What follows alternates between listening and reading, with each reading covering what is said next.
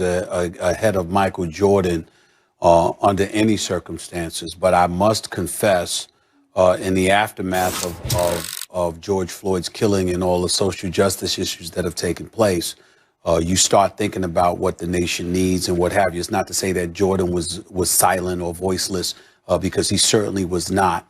But LeBron, being younger, being a part of today's generation with the advent of social media and beyond, taking into account his reach and his willingness to be a face and a voice to so many issues that are very, very pertinent in this nation right now and throughout the world right now, I would have to give him that edge. And I never, ever felt that way before until recently in terms of what's transpired. I always think about pioneers who've led the way, and you never want to dismiss their contributions before you take an opportunity to really appreciate and elevate someone else, because the pioneers who set the table play a profound role. Jordan making it acceptable. First, it started with Magic Johnson, with him and Larry Bird, and Magic Johnson and that magnetic smile and his 5 championships and being in 9 NBA finals and ultimately becoming the incredible businessman that he became once his playing career was over. That paved the way for Jordan to take the world by storm, not just with Air Jordan and the aerial assault and the dynamics that he put forth on the court, but obviously he was the kind of guy that really elevated the NBA's mass appeal, not just appealing to a black audience, but appealing to the masses, which was former Commissioner David Stern's dream, to be quite honest with you. God rest his soul. And so you look at all of those different things and you want to give Jordan credit where credit is due. But then I think about LeBron and think about Ali in terms of when he donated money for the exhibit at the Smithsonian Museum, some of his, the school in Akron, and putting the underprivileged kids in Akron, Ohio through school along with their parents and what have you. His philanthropy, his charitable donations, his willingness to give a voice to the voiceless, and speaking on some of the issues that he's been willing to speak about.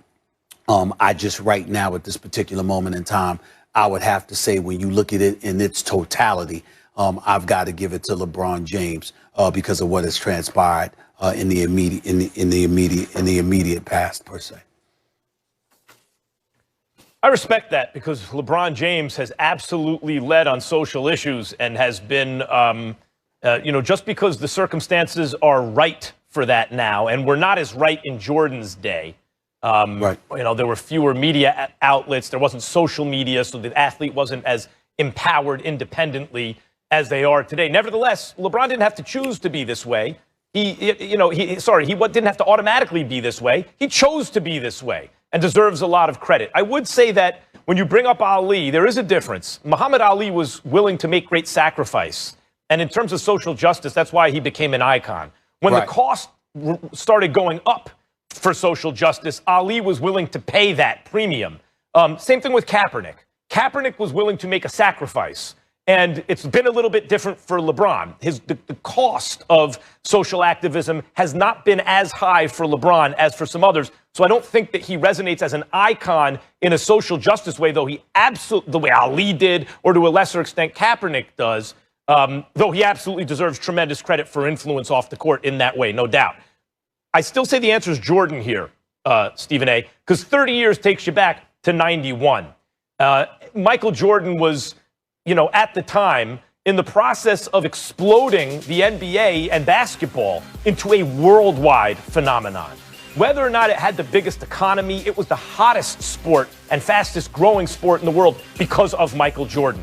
Even today, his Jordan brand stuff outsells LeBron's, like his sneakers, 5 or 10 to 1, even today. And speaking of Jordan brand, Stephen A., when you talk about what occurred in the wake of George Floyd's murder, what happened right after that? You know who made the biggest corporate pledge? Jordan brand. $100 million over 10 years. So Jordan he exploded basketball. His style was emulated by everyone. Bigs face the basket now in terms of on-court style because everyone wanted to be like Mike. Kobe wore 24, one more than Jordan. LeBron wears 23, all that stuff. In addition, he became a billionaire and a team owner. So though the avenues for kind of influence were not the same as they are today for players in terms of social justice issues. And maybe Jordan didn't have that temperament that LeBron has anyway. In terms of overall influence on and off the court, I still believe Jordan has had the most in the last 30 years. Well, certainly I'm not going to dismiss that, because I think all your points are points I made in the past, and they're incredibly valid, and I get that. Not to mention the fact that the very brand that LeBron uses to really take his positions and really elevate it to another level is the brand that Jordan built, which was Nike.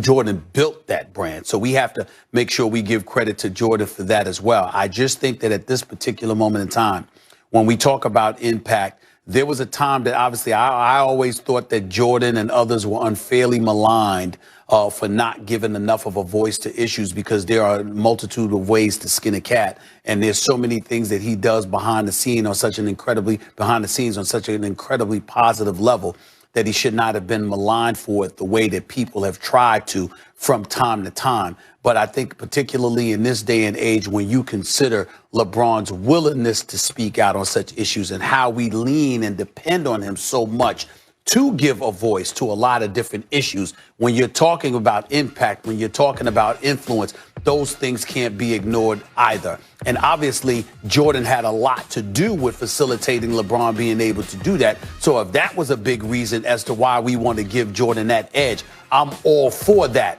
But nevertheless, in this day and age, anytime an issue comes about, you're literally waiting to hear what LeBron has to say, particularly as it pertains to African Americans in this country, regardless of what the situation may entail, because he's that big of a figure in this day and age. And obviously the advent of social media may have something to do with that, because Jordan didn't have that at his disposal. But nevertheless, I think those are the kind of things that has contributed to the prowess that LeBron James possesses at this particular moment in time. And that's all I'm doing. I'm saying that, you know what, I'll give it to him. But in the same breath, it's because, in large part, because of Jordan, that LeBron is in this position. Because if Jordan hadn't done the things that you highlighted, Max, LeBron wouldn't be in the position to do what he's doing. Sure. And in every era, like, you know, there was no one in the 1950s in sports that was going to influence sports the way figures in the 60s and 70s could, simply because of the time. The time and the place allowed figures like Muhammad Ali to do things that probably would have been impossible, let's say, in the 1940s and 50s had he come along then. And the same thing with Jordan and LeBron. But something in LeBron's credit, to LeBron's credit, that must be said, and you've mentioned, you've alluded to it, is he has natural leadership qualities on social issues. He's able to express them and do it in a kind of big tent way. He doesn't do it with a kind of vitriol that turns people off. He does it in a, what athletes always like, a positive way. And he has a kind of real instinct for that. Like, he comes